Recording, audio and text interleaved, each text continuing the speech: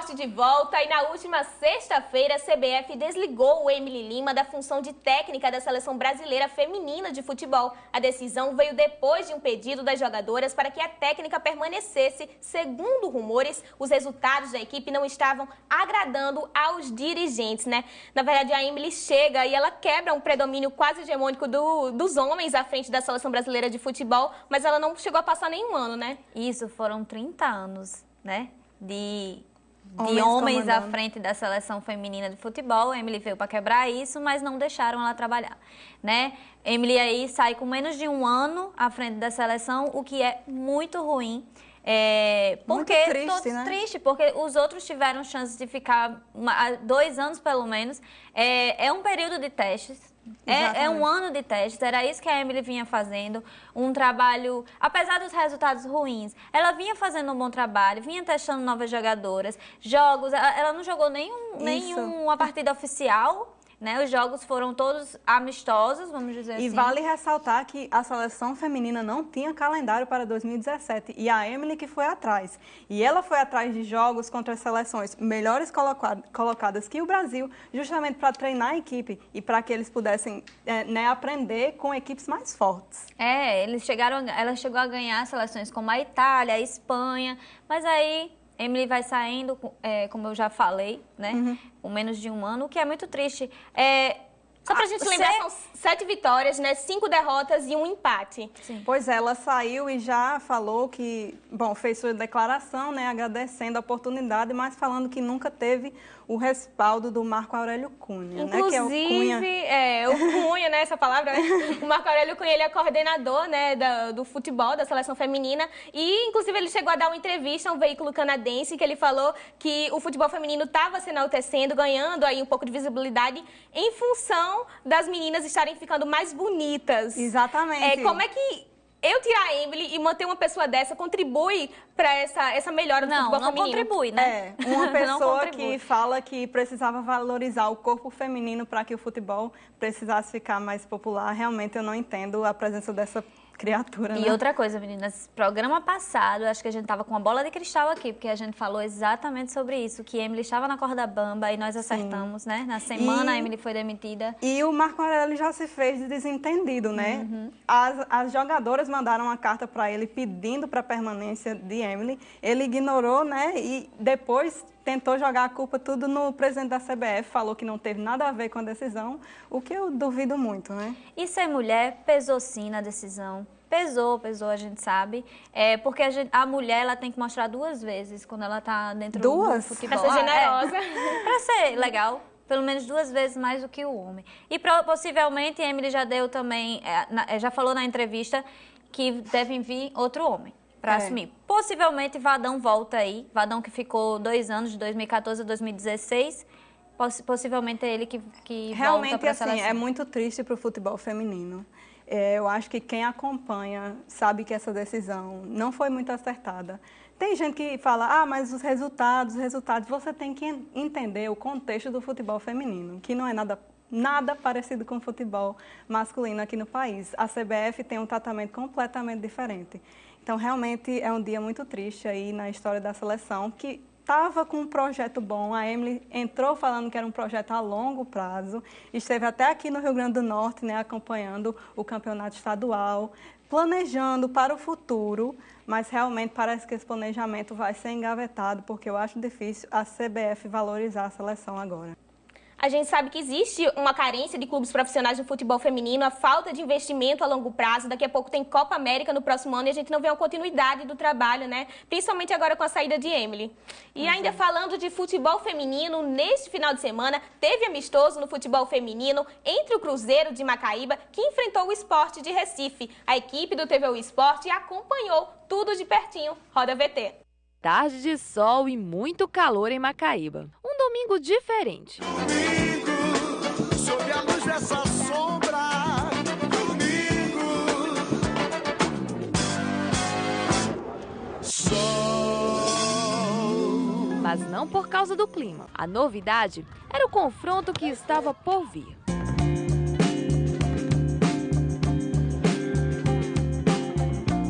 Um, dois, três, Cruzeiro! O Cruzeiro de Macaíba recebeu o Sport Recife para uma partida amistosa. E essa foi a primeira partida interestadual do time macaibense. O jogo aconteceu no estádio José Jorge Maciel e fez parte da programação alusiva aos 80 anos do Clube Potiguar. Além disso, foi uma oportunidade para o Sport Recife voltar a campo. Esses jogos amistosos são fundamentais dentro da nossa periodização, pois estamos num momento de intertemporada e esse jogo-treino ele vem a calhar, pois testa a nossa equipe, testa todo o nosso treinamento para sabermos se estamos caminhando na direção certa, né? Com menos de um ano de existência, as meninas de Macaíba, dentro de suas condições, têm se esforçado para manter vivo o futebol feminino no estado. Uma equipe nova, mas bem estruturada.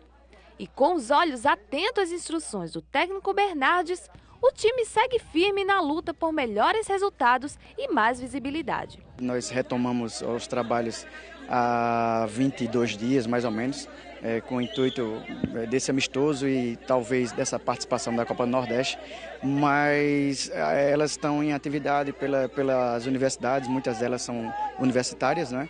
E continuam em atividade, mas não especificamente voltado para o futebol de campo. A torcida fez sua parte e compareceu para apoiar o Clube Potiguar.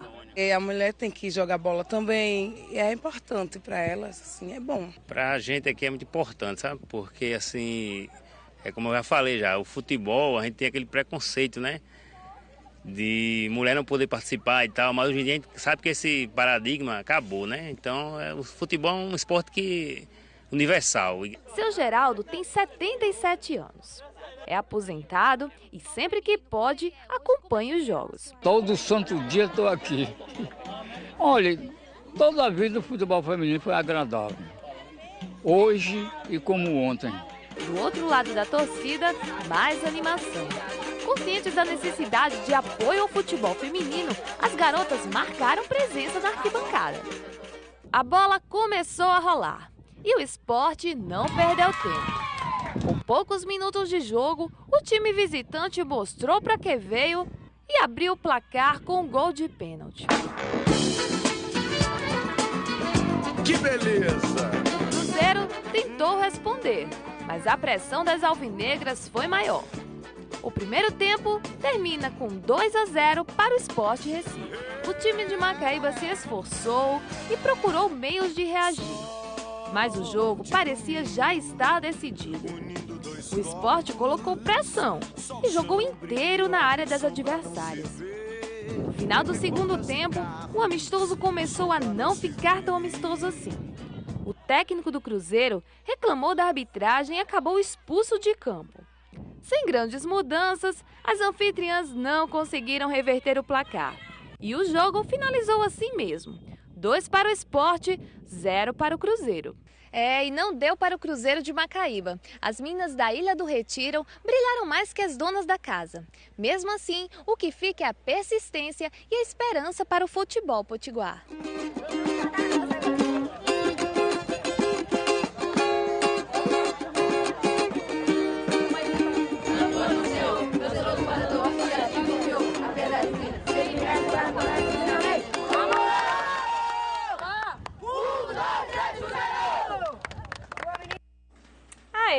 E agora os finalistas ao prêmio de melhores do mundo FIFA já foram definidos. Neymar disputa com Messi e Cristiano Ronaldo o título de melhor jogador. Tem aí, né, vários nomes. Primeiro, vocês concordam?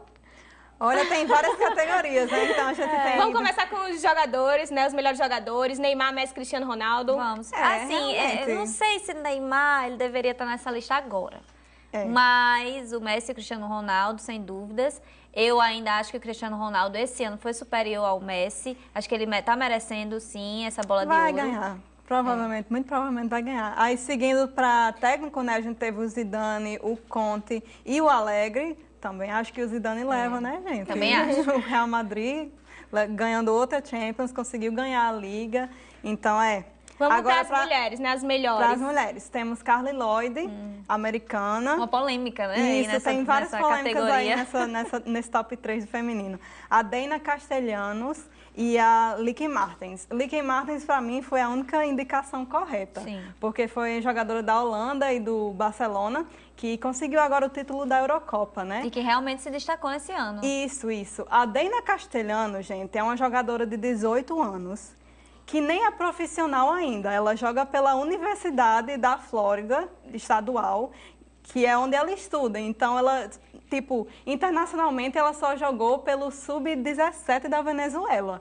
Eu não sei o que estava passando na cabeça das pessoas que elaboraram essa lista. Talvez eles não estivessem nem acompanhando. Exato. Será que a gente não tem jogadora, feminino, né, pra indicar? E a Carli Lloyd é uma jogadora que, como a Marta, é uma lenda, mas que está caindo de produção. Também acho que ela não merecia a indicação esse ano. E falando em Marta, que você falou em Marta não entrou nem nas 10. Pois melhores, né? Mas realmente, como eu disse, né, ela está caindo um pouco de produção, mas não manche nada da história dela. Mas realmente, gente, esse top 3 de futebol feminino ficou difícil de entender, viu? Tô com a pulga atrás da orelha até agora tentando. E os goleiros, né? Vamos lá. Pois é, um prêmio novo, né? Vem aí os melhores goleiros. Buffon, Neuer e Navas. Exatamente. Eu acho só que o Navas, não sei, eu acho que ele tá indo mais porque é do Real Madrid, eles ganharam os títulos por mérito pessoal. É um bom goleiro, mas eu, por exemplo, de cabeça aqui eu consigo pensar em 3 só na Premier League que são melhor que ele. Pois o é. De Gea,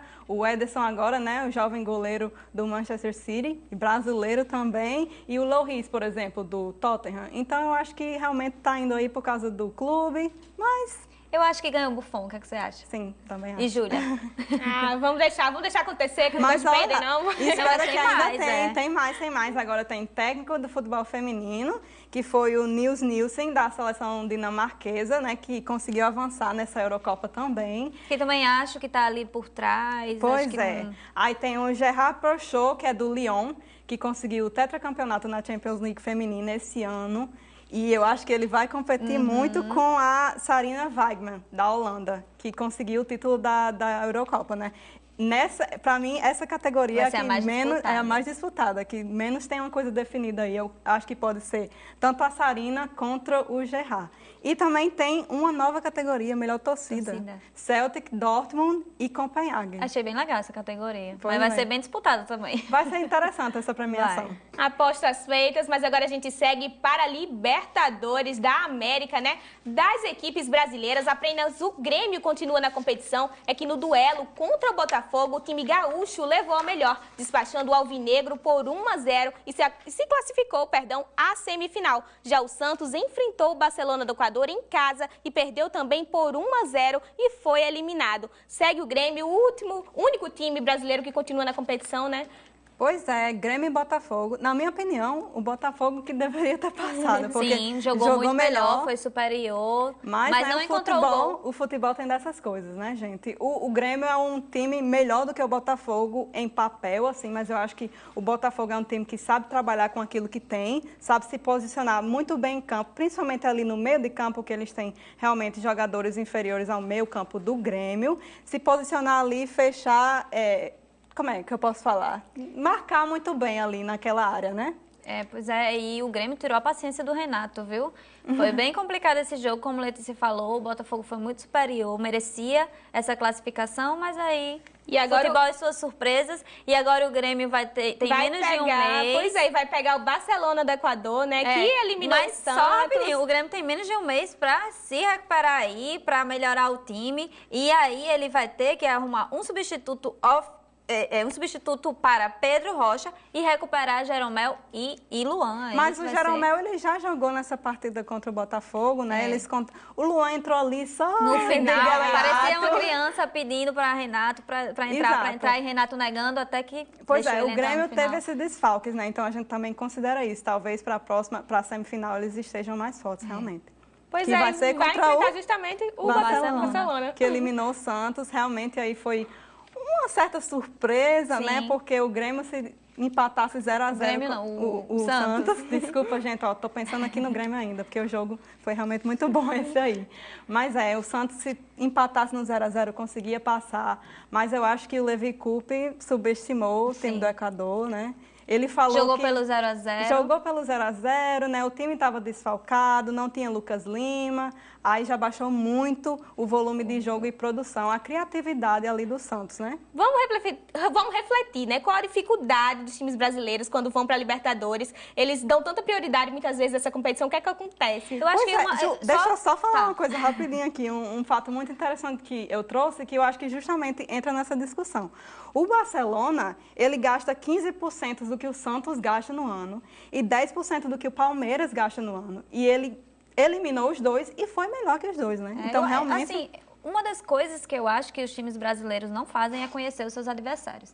Eles subestimam, meu Deus, subestimam os adversários. Eu acho que eles pensam muito no peso da camisa, né? Isso. Brasileira e entram em campo, mas não é bem assim. Um time que vem numa coletividade boa consegue complicar muito a vida dos times brasileiros, porque realmente eles pensam que o peso da camisa, alguns jogadores individuais vão fazer a diferença, mas na Libertadores, que é um torneio tão pegado, né, tão difícil de se chegar aí à final, eu acho que realmente isso não vale. E nesse jogo ainda faltou calma, né? Teve a expulsão aí do Bruno Henrique, que cuspiu aí o jogador do Barcelona. Deu uma cusparada aí básica. Foi uma confusão. Saiu de forma terrível, Foi. Né? Mas realmente a questão dos clubes brasileiros é algo que sempre está sendo discutido, né? O desempenho na Libertadores. Porque no Campeonato Brasileiro a gente escuta todo tempo. Não, vou poupar porque tem Libertadores e os times do nada são eliminados, né? São questões que precisam realmente ser analisadas aí pelos técnicos e comissões técnicas dos clubes brasileiros. Pois é, então aguardemos os próximos jogos. Agora a gente segue para mais um intervalo e não sai daí que o TV Esporte volta já.